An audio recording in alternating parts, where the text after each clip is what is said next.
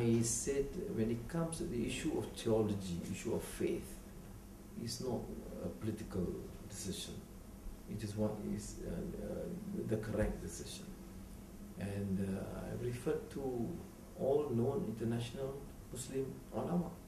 Without exception, they gave this ruling. And now, UMNO can no longer be regarded as consistent. Clearly, it's hypocritical. It's not only contradictions, it's hypocrisy.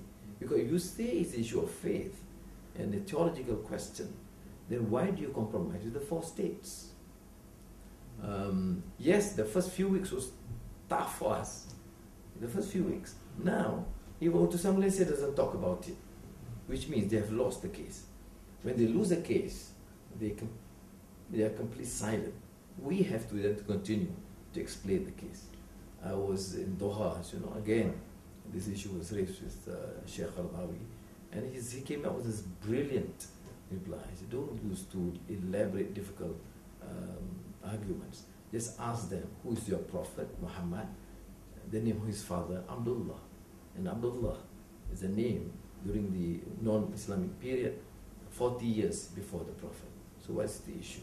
If the prophet's father is the servant of Allah, who are you to question the right of the others?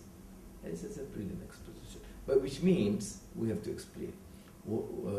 Did we therefore suffer slightly? Yes, initially. Because then they exploit this. And now, with some other, the caning, for example, Kartika, I said in Parliament, I said, I don't drink. I would not only not encourage, but educate my children also not to drink, to become practicing Muslim. But I consider it sheer hypocrisy to cane. However, you rationalize soft caning, loud caning, tough caning. A young girl showed a lot of remorse and cover up the crimes, not only of the lavish parties with liquor bottles, probably, but massive corruption. I don't know whether you know Inul. Inul is this girl dancer in Indonesia. I quoted him, and I read the tempo at that time. Yes. When Gunawan would send me tempo regularly throughout my 6 years in prison. And sometimes they block if there are news about my interview or his Nur Iza or his Aziza, so they block. But then I saw Inu giving a short interview to Tempo, and when she was asked, because one or two ulama criticize dancing, it's a bit too obscene or voluptuous or whatever. And her reply was brilliant. She said, there are many things you choose to look. Why don't we look there? Number 2, she said, why are you silent about this massive corruption, abuse of power? Why are we silent?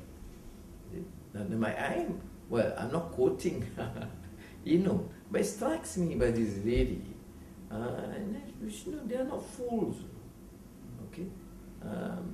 But I'm not giving an impression that I'm soft on these things. I don't drink, and I don't serve drinks in my private parties. And I would be very pleased if my friends who host me do not drink. They have every right to drink whatever they want to, but to do this, and for a Minister of Home Affairs to announce this, come on, do you honestly believe that one should not drink? Don't drink. So it's important, religious issues, theological issues, issues of faith. But you have to explain. When they say, well, Anwar's trying to appease the Christians or the non-Muslims. No, I'll be very consistent on this.